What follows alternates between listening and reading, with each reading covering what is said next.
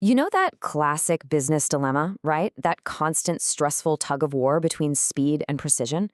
Honestly, every organization on the planet wants to deliver things faster, but we all know what happens when you just mash the gas pedal. You inevitably start making mistakes. But what if you didn't actually have to choose? What if you could be incredibly fast and flawlessly accurate, literally at the exact same time? Well, welcome to today's Explainer. We're going to unpack a framework that makes that exact dream scenario a reality, and it's called Lean Six Sigma. Now, this isn't just some dry academic theory. It's a heavy-hitting management philosophy that is actively optimizing the future of global business as we speak.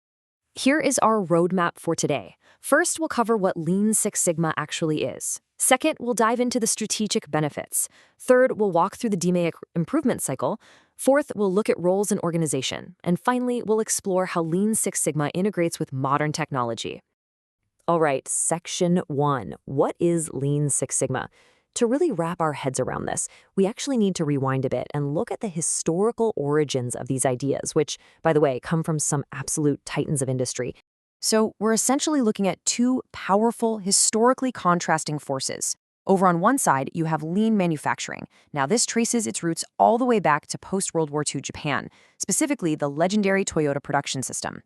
Lean is all about fluidity and pure speed. Its one and only mission is the ruthless elimination of waste to optimize the flow of value to the customer. Basically, if an activity doesn't add value, Lean says, toss it out. But on the flip side, we have Six Sigma, which was born at Motorola back in the 1980s.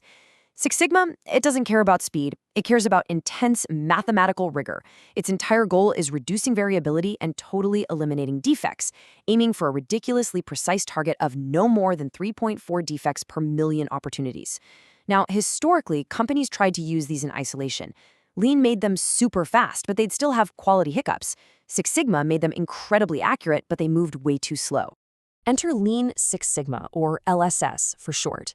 This is the ultimate superhero team-up. It's a continuous improvement philosophy that just takes the best of both worlds and smashes them together. It pairs the extreme waste elimination of Lean with the strict variability reduction of Six Sigma. So the absolute game changer here is that this combined methodology allows companies to engineer processes that are simultaneously lightning fast and surgically precise. It completely balances operational efficiency with total unquestionable effectiveness.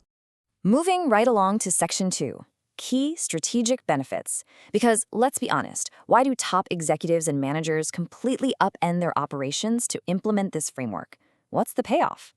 Well, the tangible strategic advantages are just massive, and they hit the bottom line hard.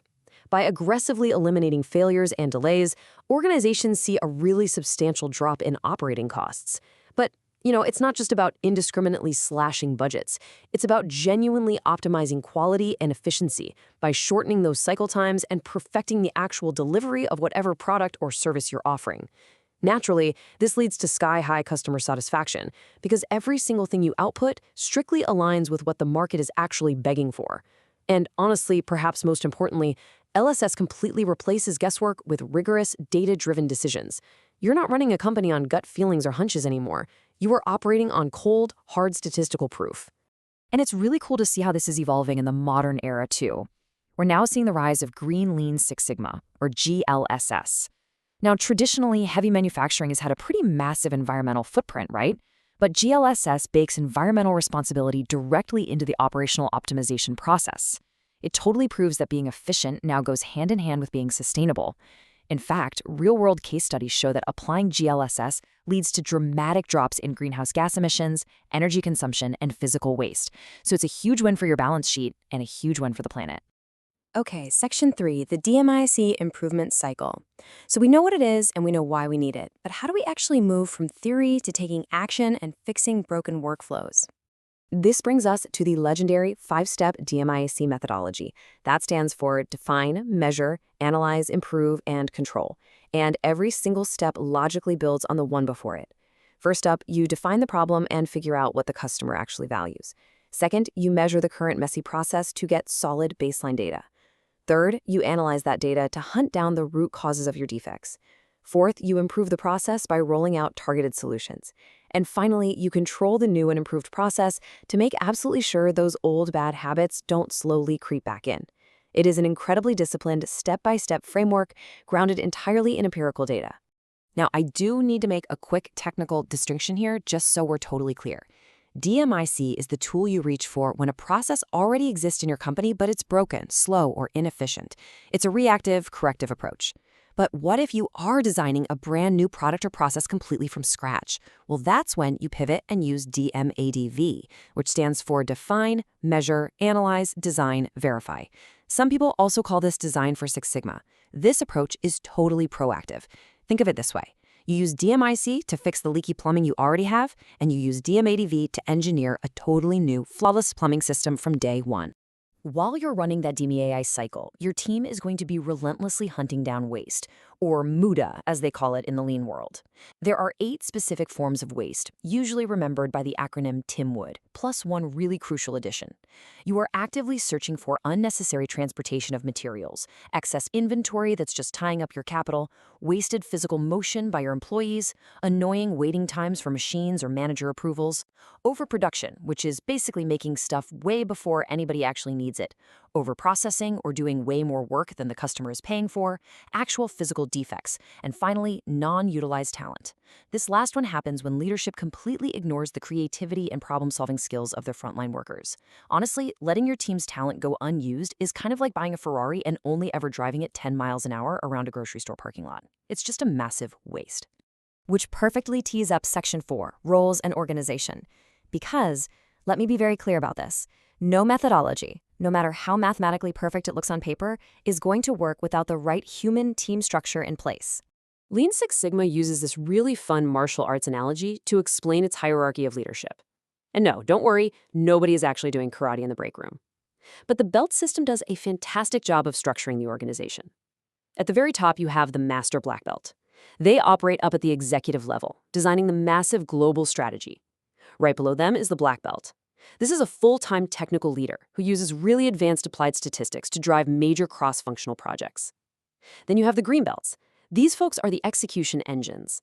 They lead local DMAIC projects within their own specific departments while still keeping their regular day jobs.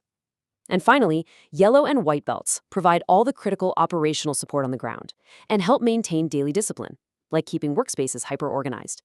The leadership and knowledge just beautifully cascades down, ensuring everyone in the building speaks the exact same language of continuous improvement.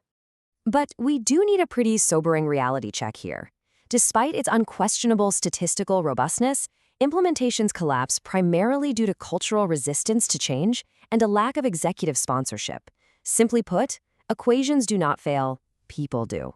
If your employees view this whole thing as just another bureaucratic threat, they are going to resist it. And if the senior executives just blindly sign off on a training budget but don't actively and visibly sponsor the initiatives on the floor, the projects will absolutely wither and die. Change management and real executive buy-in are absolutely vital to making this stick. Finally, Section 5, Lean Six Sigma and Technology. Assuming you get the company culture right, where does this actually take us? Let's climax this explainer with a really cool futuristic twist, because Lean Six Sigma isn't just some dusty 20th century framework. It's genuinely the backbone of Industry 4.0. Welcome to the LSS 4.0 ecosystem. What we're seeing now is companies taking traditional lean flow tools and old school Six Sigma statistical charts and just totally supercharging them with modern IT. We're talking about feeding data into artificial intelligence and machine learning models to literally predict defects before they even happen. We're using smart IoT sensors to automatically gather real-time data directly from the manufacturing floor, completely eliminating human data entry errors. We're using deep data mining to uncover hidden bottlenecks, and we're even using digital twins, which are these incredibly complex virtual replicas of physical production lines, to test out our DMAIC improvements in a computer simulation before spending a single dime in the real world. It's wild stuff. And look, this isn't just corporate hype. The research is in, and it shows that when you successfully integrate Lean Six Sigma with something like digital twin technology, organizations are seeing a massive 30 to 50% reduction in defects. They're also watching their production cycle times plummet by up to 35%. This is a huge wow moment for sure, because it proves that when you pair highly disciplined human methodology with bleeding-edge technology, the results are just explosive. I do want to briefly tap the brakes, though, and ground all this excitement with some realism. There are definitely barriers to pulling this off. Many organizations face a real digital divide, meaning their current workforce might not have the technological literacy quite yet to manage AI and IoT networks. Plus, there are incredibly high initial costs for all this software and hardware, which can be a massive hurdle for small and medium-sized enterprises. And as always, organizational resistance is going to pop up the second you ask a veteran employee to trust a computer algorithm over their own manual inspections. It is a complex journey, not a magic overnight fix. So the ultimate question we arrive at today isn't just about understanding the theory of Lean Six Sigma, it's about actually applying it. Take a hard look at your own operations. Look at your team. Is your company genuinely ready for this level of transformation? Are you prepared to ruthlessly eliminate waste, fully embrace data over intuition, and leverage the technologies of tomorrow to achieve real operational excellence? I highly encourage you to take that first step, go map out your workflows, and start your journey.